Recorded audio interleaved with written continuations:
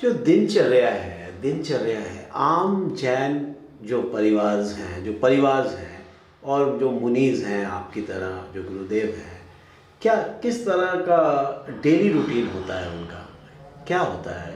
Daily routine में ऐसा है कि जो मुनि होते हैं, हम लोग साधु लोग होते हैं, तो हम लोगों का जो पहचान है, जैसे हम लोग जब शहरों में निकलते हैं, सड़कों पे चलते हैं, तो हम हाथ में एक पिच्छी लेके चलते हैं।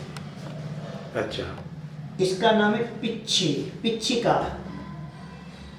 यह मूर्ख पंख से बनी हुई होती है और इसका पर्पस, उद्देश्य जीवों की रक्षा, हमारे उठने में, बैठने में, चलने में। ये हमारा, आप समझिए, एक प्रकार का आधार कार्ड है, ये हमारा लाइसेंस है, जो हमको परमिशन मिला है भगवान से कि तुम इसको लेकर के पूरे संसार में जिन शासन के लिए समर्पित होकर के त्यागमय जीवन जीने का ये हमको लाइसेंस दिया गया है। इसी के साथ एक लकड़ी का कमंडल होता है। वो लकड़ी का कमंडल जो होता है वह सिर्फ पानी की शुद्धि के लिए, उसमें शुद्ध जल भरा होता है, और पैर धोना, हाथ धोना, हम लोग लघु शंका वगैरह शुद्धि के लिए जाते हैं, तो यह कमंडल होता है, इसे कमंडल कहते हैं। और यह कमंडल पानी पीने के लिए नहीं होता है, ऐसे हाथ पैर धोने के लिए, शुद्धि जाने के लिए होता है। इसका पर्पस सिर्फ इतना होता है। सुबह से लेकर के रात तक हमारी जो दिनचर्या होती है, ध्यान करना, सामायिक करना, प्रतिक्रमण करना, आलोचना करना। आलोचना का मतलब क्रिटिसाइज नहीं, हमने जो गलतियां की हैं तो खुद से, भगवान से, गुरु से उसको क्षमा पाना, माफ़ी मांगना आदि। एक 24 घंटे में एक बार हम लोग भोजन करते हैं। ये मुनियों का चल रहा है, पूरा त्याग करके दिगंबर अवस्था में रहते हैं। फिर इसी प्रकार से स्वाध्याय, जो हमारे शास्त्र हैं उनका स्वाध्याय अध्ययन करना, इस प्रकार से हमारी दिनचर्या होती है। 28 मूल गुणों का पालन करते हैं, 5 महाव्रतों का हम लोग पालन करते हैं, 6 आवश्यकों का पालन करते हैं, 13 प्रकार के चारित्र का पालन करते हैं, कर्मों को नष्ट करने के लिए और अपनी आत्मा के कल्याण के लिए। इसी प्रकार से जो श्रावक होते हैं, जैसे हम दिगंबर अवस्था में रहते हैं, पुरुष वर्ग जो स्त्री दीक्षा लेते हैं उनको साध्वी कहा जाता है। वो एक सफ़ेद साड़ी को धारण करती हैं और एक ही बार भोजन करती हैं, और इसी प्रकार से हमारे जैसी प्रतिक्रमण, सामायिक, ध्यान, जाप आदि करके अपने दिनचर्या को निभाते। इसी प्रकार से श्राविका, ये व्रती कहलाते हैं, प्रतिमाधारी कहलाते हैं। तो ये व्रती प्रतिमाधारी जो होते हैं, यह भी चौके का जो शुद्ध भोजन होता है, जो आहार हम ग्रहण करते हैं, उसी प्रकार से यह भी शुद्ध भोजन ग्रहण करते हैं, शुद्ध वस्त्रों में भोजन ग्रहण करते हैं, जाप, ध्यान, माला करके अपने जीवन को सफल बनाते। घर छोड़ने, इनका गृह त्याग है, इन्होंने भी जैसे हमने घर छोड़ा इसी प्रकार से इन्होंने घर छोड़ा।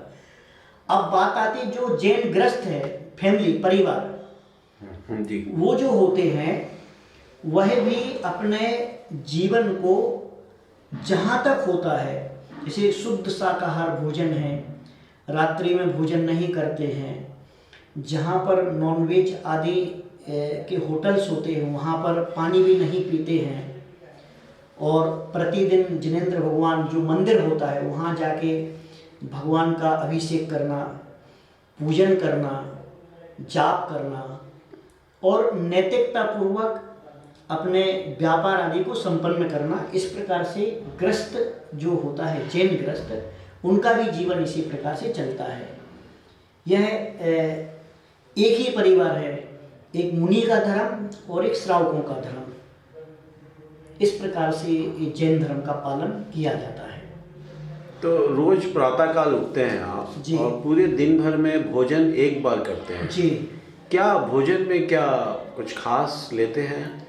भोजन में शुद्ध से भी शुद्ध जो हमारा दाल रोटी सब्जी आदि है, या दूध फ्रूट्स आदि हैं, इसी प्रकार का शुद्ध भोजन लेते हैं। जमीन के अंदर जो पैदा होने वाली कुछ वस्तुएं हैं, जमीन से ही सारी वस्तुएं पैदा होना है, परंतु जो जमीन के अंदर लहसुन प्याज गाजर मूली आदि जो होते हैं वह हम लोग ग्रहण नहीं करते, ना साधु और ना श्रावक। आलू भी नहीं करते होंगे फिर? नहीं, आलू नहीं, प्याज नहीं, इस प्रकार का नहीं नहीं लेते हैं, क्योंकि उसमें वैज्ञानिक दृष्टि से और धार्मिक दृष्टि से अनंत जीव कहे जाते हैं। अनंत जीवों की उत्पत्ति का वह स्थान होता है, इसके लिए उनको गणंत कहा जाता है। गणंत यानी जो जमीन के अंदर गड़ी हुई वहीं उत्पन्न हो जाते हैं, ऐसी वस्तुएं हम ग्रहण नहीं करते हैं। तो अभी जैसे हम देखते हैं, चूँकि जैन धर्म के बारे में बहुत कम जानते हैं हम लोग जी। लेकिन कई तरह के देखते हैं कि दिगंबर हैं, श्वेतांबर हैं, और भी कई तरह के ग्रुप्स हैं कि किन किन ग्रुप्स में आप इनको देखते हैं? इसमें देखिए, सबसे पहले तो सबसे बड़ा जो डिवाइडेशन है, दो मत को मानने वाले, दिगंबर और एक श्वेतांबर। फिर अभी ऐसा होता है कि जैसे बड़ा परिवार है, अब उसमें डिवाइडेशन हो जाता है, तो पहले एक बिजनेस होता है, फिर वो डिवाइडेशन होने के बाद में बिजनेस बदल जाते हैं, थिंकिंग बदल जाती है, परिवार बढ़ जाता है। इसी प्रकार से काल के दोष के कारण, काल के प्रभाव के कारण इस पंचम काल में इस जैन धर्म के दो डिवाइडेशन हुए, एक दिगंबर और एक श्वेतांबर। अब धीरे धीरे होता क्या है कि उसमें भी कुछ मतांतर भेद होते हुए, कुछ दिगंबरों में भी कुछ अलग अलग भेद हैं और कुछ श्वेतांबरों में भी भेद हैं अलग अलग। तो इस प्रकार से यह मानना सभी को एक ही चीज़ है, सभी को 24 तीर्थंकर ही मानना है, सभी को नमोकार मंत्र ही मानना है, सभी को भक्तंबर ही मानना है। सारी चीज़ें एक होने पर भी कुछ पूजा पद्धतियों में अंतर आ जाता है। कुछ पूजा पद्धतियां अपने अपने हिसाब से कही जाती कि भाई आप ऐसा कीजिए, आप ऐसा कीजिए, आप ऐसा कीजिए। बाकी सब ले दे के लास्ट में टारगेट यही है कि संसार से कर्मों को नष्ट करके मोक्ष जाना है। ऐसा मानते हैं कि आप मुनि लोग जो हैं वो लगातार सफ़र करते रहते हैं, चलते रहते हैं जी। और शायद बरसात का एक मौसम होता है जो 3 या 4 महीने का होता है, उसमें आप रेस्ट करते हैं जी। उसमें मूवमेंट नहीं होता, क्या है ये?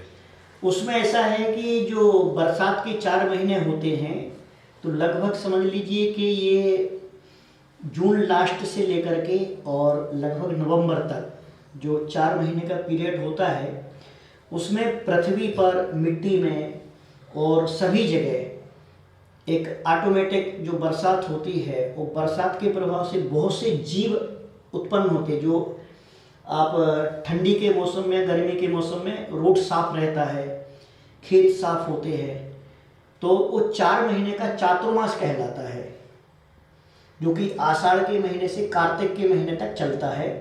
तो वहाँ उस समय में हम लोग 4 महीने एक ही जगह रुक करके साधना स्वाध्याय आदि करते हैं। धर्म की प्रभावना होती है, साधुओं की स्थिरता होने से श्रावकों को भी लाभ मिलता है, और बाकी समय हम लोग ट्रेवलिंग यानी विहार करते हैं, चलते रहते हैं। जैसे अभी हम सम्मेद शिखर जी जो हमारा तीर्थ है सबसे बड़ा शाश्वत तीर्थ, वहाँ से मैं यहाँ से जा रहा हूँ बद्रीनाथ के लिए, ये मेरी यात्रा चल रही कंटिन्यू।